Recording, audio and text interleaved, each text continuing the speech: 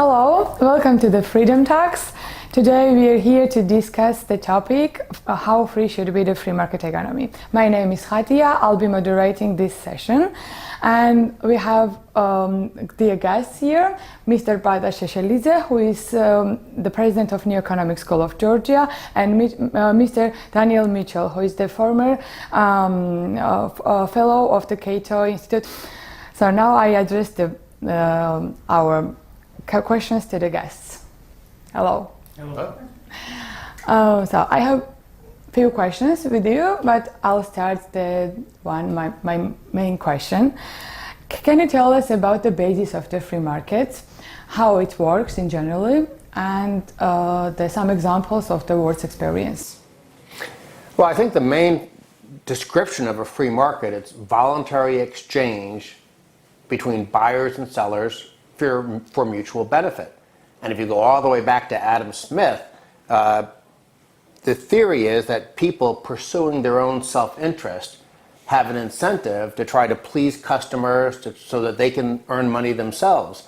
And the competition among different providers leads people to try to figure out how to use labor and capital more efficiently and more productively. And that's why over time, it's not just that it's a system based on freedom, but because of the incentive structure, you wind up creating a faster growing, more prosperous economy. And so living standards rise and rise and rise, whereas when you have a state-controlled, state-driven economy where people are trying to please politicians or having to obey dictates of bureaucrats, that type of system, not only does it not have those incentives to use labor and capital more efficiently, not only do you not get economic growth, but it's a zero-sum system. As a matter of fact, it's a negative-sum system because oftentimes to finance that very costly government and the bureaucracy, there are high taxes that discourage people from earning income. You wind up having inefficient ways of doing things because of bureaucracy. So on the fundamental question of what is the free market about, it's about liberty to exchange, but from a practical perspective, it's about having a system that enables everyone to become richer over time. Thank you very much for your answer. Mr. Paata, can you tell us about this question again? I will tell you in this way. This is about cooperation between people. Cooperation which should be based on freedom of choice, freedom of supply, and mutual interest. In countries where we have more economic freedom, for instance, we have more prosperity. There is international research, few researches I would say, which confirming this idea. And I'm pleased to tell you that the Georgian group of the freest, so we have like big perspective ahead. So I want to continue with this question. You mentioned Georgia is in this group, so we have quite free market economy in Georgia, but still we are a very poor country. So what's the reason why we failed? Well, let me correct you. Compared to whom we are poor? If we are comparing Georgia, today's Georgia, to the Georgia of 2004, we are much richer. That we should do. Exactly, because then we started intentional reform to the economic freedom. So it takes time. Institutional liberalization doesn't mean automatically that everyone gets smarter and immediately start best performance. No, it's not the same. We need time to adjust in the situation, learn, establish a communication, establish new markets, invite investors, bring new technology. All this takes time. But if we will take example of other countries, like Hong Kong, Singapore, New Zealand, and many others. And then we can observe like 50, 60, 70 years development. Then we can clearly say that economic freedom works, delivers right results, gives chances for many, and enrich all people in the country in the level which was not even forecastable in the previous times. And Georgia is already a good example, already noticeable example, but not enough. We still have segments, agriculture, the banking, and some other areas where they can improve even more. And we can deliver even better results. But please, don't forget, we need the time. The next question will be about the governments, because you mentioned somehow it. So what should be the role of the government and a role of the state and its intervention in free market economy? How you imagined it? Well, ideally, the government should have almost no direct control over the economy in terms of the allocation of labor and capital.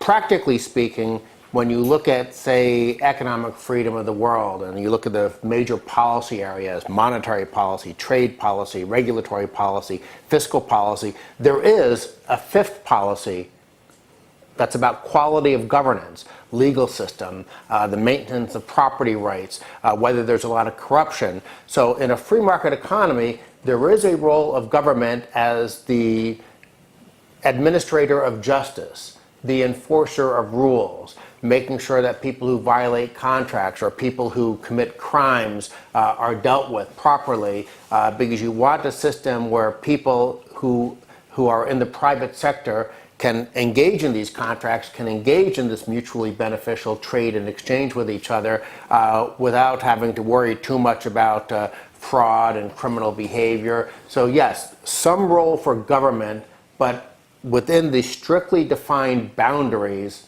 of what is the competency of government, not in terms of regulating how you plant your crops, not regulating what type of investments somebody would make, not controlling the prices that somebody can charge. That's when you tend to find, Paata mentioned the international research, there's so much evidence out there that the countries where the government is intervening and controlling and dictating the economy, those countries grow slower. And I want to emphasize something that Paata said. The real key is to make sure you have fast growth over a long period of time. The reason Hong Kong and Singapore are so rich today is because for decade after decade after decade, they grew 5, 6, 7% a year. Now, compare that to, say, Italy or France today. They have these big welfare states and a lot of government control, and they're growing maybe 1, or if they're lucky, 2% a year. So over time, Hong Kong and Singapore are growing like that. Italy and France are stumbling along like that. And that makes a big difference. 50 years from now, assuming that these governments continue on their current path, someone in Hong Kong or Singapore is going to be 2, 3 times richer than someone in Italy or France. And if you go back 50 years in the past, it used to be that people in France or Italy were 3 or 4 times richer than the people in Hong Kong or Singapore. And now Hong Kong and Singapore have passed them, and they're just the gap is increasing. So much evidence, so much data. You don't make people richer by making government bigger. You make government bigger, the politicians, they get more money from the special interest groups, but the ordinary people get hurt. Thank you for your answer. And my next and the last question will be that there is this kind of attitude that there is no 100% free market. So how do you think? Is it true, or we can doubt about it? Well, we are humans and we are not achieve everything that we wanted. So, because there are no 100% market anywhere, but it doesn't mean that we should not look for it or not to work for it, because all data, all information, all logical considerations are arguing that free market delivers the results. So if we want to have results, we should follow the free market idea, concept of free market. Well, if we want to establish dictatorship, then we should do something else. But as individuals, as a free person, we are looking for the more freedom and more prosperity. That's why the free market is better. And it's not too complicated, by the way, because, for instance, again, I will return to the Georgian case. Georgia did quite significant reform during a few years. Institutional arrangements were reorganized in a very short time, quickly and efficiently. So it's technically possible. What is needed? Just intellectual leadership. political incentive, and all can be done quickly. But the point is that because of different incentives, the people on different stages, like normal people, government people, maybe intellectuals in universities or some, they might have different vision and different needs. That's why these ideas are competing to each other, and maybe in some cases those are winning with non-market ideas because they don't have the same incentives that we have. This is the problem, and we should not neglect it because it's not nothing automatical. Because some people can live fantastically on others' expenses, and that's what they want. Of course, they can disseminate ideas in this way, and they can communicate with people in this way, and engage in political debate in this way. But our mission is to fight for the free market because it's for everyone. I would simply add that, of course, it would be nice to have perfection, but imagine your child is a student in school.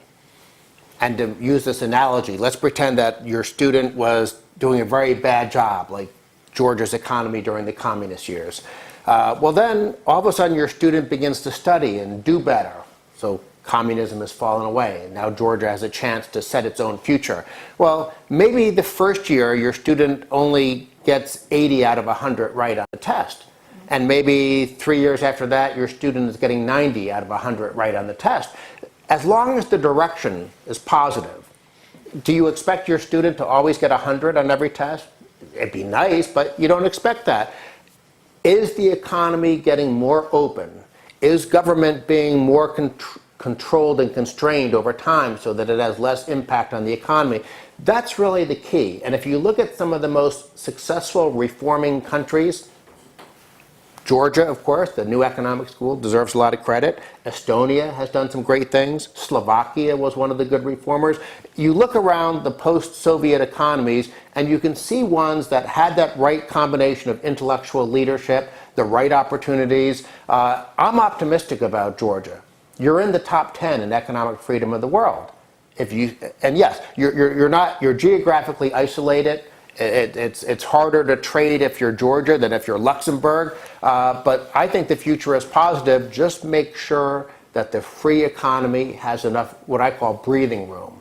Make sure government doesn't have to be tiny, but at least keep it out of the way, at least make sure that it's not growing in size with more bureaucrats imposing more rules. You'll get good results. Thank you. Thank you for your answers. I think that we know that the free market works, and I hope in Georgia it will be much more increasing period the next years than it was in the past. Thank you for your answers. Thank you for coming.